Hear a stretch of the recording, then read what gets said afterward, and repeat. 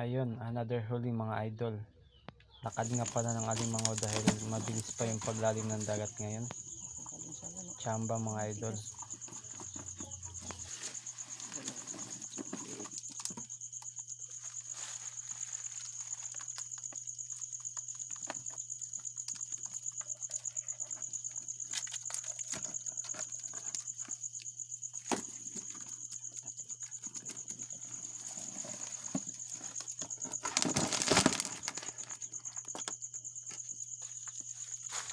Kaunti nga lang nahuli nating mga hipon dahil hindi pa masyadong malapad ang pagbabaw ng dagat.